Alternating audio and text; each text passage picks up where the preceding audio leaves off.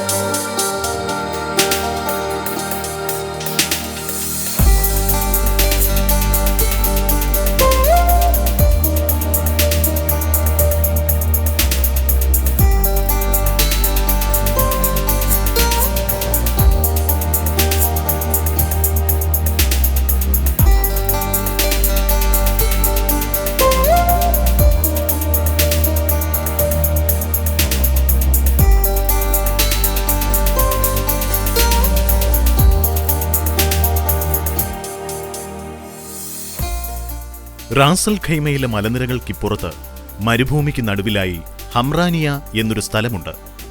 സന്ദർശിച്ചില്ലെങ്കിൽ ജീവിതത്തിലെ നഷ്ടത്താളുകളിൽ എഴുതി ചേർക്കേണ്ടി വരുന്ന സ്ഥലം. ചുട്ടുപൊള്ളുന്ന മണലാരണ്യങ്ങൾക്കിടയിൽ പൊന്നുവിളയിക്കുന്ന ഹരിതഭൂമിയുടെ അപൂർവ കാഴ്ചയാണിത്.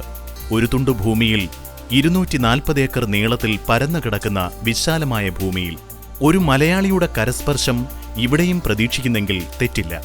കണ്ണൂർ കരിങ്കൽക്കുഴി സ്വദേശി വിജയനാണ് മണൽക്കാട്ടിൽ പൊന്നു വിളയിച്ച് വിജയഗാഥ രചിക്കുന്നത്.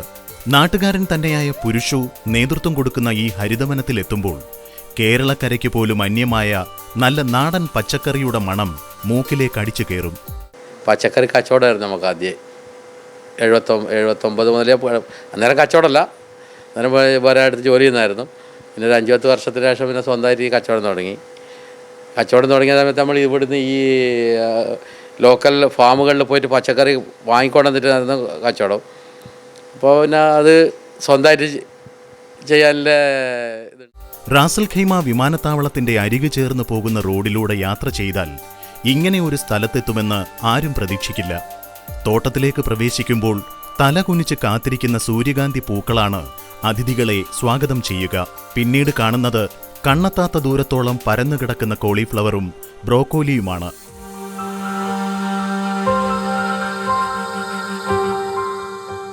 ഇതിന്റെ എതിർവശത്തായി വഴുതനങ്ങയുടെ വിളനിലവും. ഇടതൂർന്നു നിൽക്കുന്ന പച്ചക്കറി തൈകൾക്കിടയിലൂടെ മുന്നോട്ടു പോകുമ്പോൾ ചൂടുകാറ്റിനെ കുളിരാക്കി മാറ്റുന്ന കൂസയും കക്കരിയും കൃഷി ചെയ്തത് കാണാം. പ്രത്യേകം സ്ഥലം വേർതിരിച്ചാണ് ഓരോന്നും കൃഷി ചെയ്തിരിക്കുന്നത്. പ്രത്യേകം തണലൊരുക്കിയാണ് കക്കരി കൃഷി. ശുദ്ധമായ കക്കരിയുടെ മധുരം ആസ്വദിക്കാം ഇവിടെ.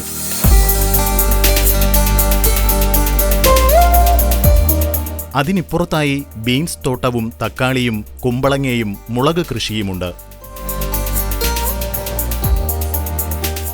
വിളവെടുത്ത പച്ചക്കറികൾ തോട്ടത്തിൽ തന്നെ പാക്ക് ചെയ്ത് ലോറിയിൽ കയറ്റുന്നത് കാണാം. മലയും പുഴയും വയലും തോടും കൃഷിക്ക് അനുയോജ്യമായ കാലാവസ്ഥയും കൊണ്ട് അനുഗ്രഹീതമായ കേരളത്തിൽ പോലും അന്യമായി കൊണ്ടിരിക്കുന്ന കാഴ്ചയാണ് 50 ഡിഗ്രിക്ക് മുകളിൽ സൂര്യതാപം വിതയ്ക്കുന്ന മരുഭൂമിയിൽ ഇവർ കൊയ്തെടുക്കുന്നത്. 1000 ഏക്കറൊക്കെ പിന്നെ ഗവൺമെൻറ് ലീസിന് തരുമോ, അല്ലെങ്കിൽ ഇതുണ്ടെങ്കിൽ കേരളം മൊത്തം വേണ്ടുന്ന പച്ചക്കറി നമ്മൾ ഉണ്ടാക്കാനെല്ലാം കാര്യം നമ്മൾ നോക്കും. വേറെ ഒരു സ്ഥലത്തും കൊണ്ടുവരാതെ, വേറെ ഒരു സഹായം ചെയ്യണ്ട, സ്ഥലം മാത്രം കിട്ടിയാൽ മതി. ഉപദ്രവങ്ങളില്ലാത്ത നല്ല സ്ഥലം. ഇപ്പോൾ ഞാൻ കർണാടക സ്റ്റേറ്റിൽ ഇപ്പോൾ ഒരു സ്ഥലം എടുത്തിട്ടുണ്ട്. അവിടെ ഇപ്പം ഒരു ഇത് കൃഷി ചെയ്യാൻ വേണ്ടിയിട്ട് ഈ നൂലാമാലകൾ, ഈ നിയമത്തിൻ്റെ നൂലാമാലകൾ ഭയങ്കര.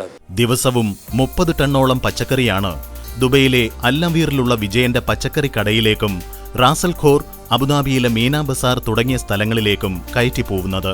18 വർഷം മുമ്പേ ആരംഭിച്ച ഈ പച്ചക്കറി തോട്ടത്തിൽ പാകിസ്ഥാൻ, ബംഗ്ലാദേശ് എന്നിവിടങ്ങളിൽ നിന്നായി 85ഓളം തൊഴിലാളികളാണ് പണിയെടുക്കുന്നത്. ഇപ്പോൾ 85 പേര് ഇവിടെ ജോലി ചെയ്യുന്നുണ്ട്. പാകിസ്ഥാൻ, ബംഗ്ലാദേശുകാരാണ് മുഴുവനും. ഓരോ കൃഷി ഓരോന്ന് ചെയ്തിട്ട് ആകുമ്പോൾ ഓരോന്ന് മാറി മാറി ഇങ്ങനെ നട്ടിരിക്കും. തക്കാളിൻ്റെ സീസണിൽ തക്കാളി നടും, പിന്നെ വഴുതിനി, cucumber, cabbage, cauliflower, broccoli, beans, പിന്നെ ഒരു കൂസ എന്ന് പറഞ്ഞിട്ടൊരു ഐറ്റംസ് ഉണ്ട്. അതിങ്ങനെ ഓരോന്നും മാറി മാറി ഓരോന്നും ഇങ്ങനെ നട്ടുകൊണ്ടേയിരിക്കും.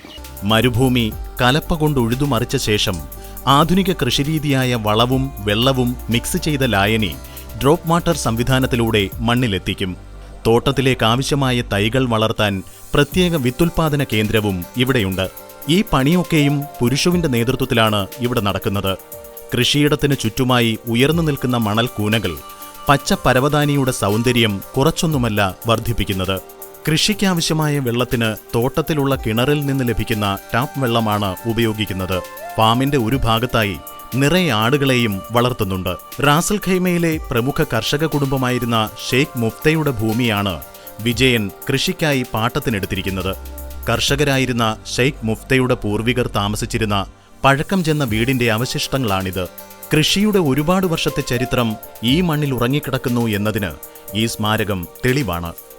ഒരുപക്ഷെ വിജയനിലൂടെ നിവർത്തിക്കപ്പെടുന്നത് ഒരു നിയോഗമായിരിക്കാം. ഹംറാനിയയ്ക്ക് പുറമെ ഒമാനിലും ദുബൈ ഹത്തയിലെ സുഹൈബിൽ 100 ഏക്കർ പച്ചക്കറി കൃഷിയും വിജയനുണ്ട്. മടങ്ങാനൊരുങ്ങുമ്പോഴും ചുവന്ന മണലുകളിൽ പച്ച വിതച്ച ഹംറാനിയയിലെ സ്വർഗം വീണ്ടും മാടി വിളിക്കുന്നുണ്ടായിരുന്നു.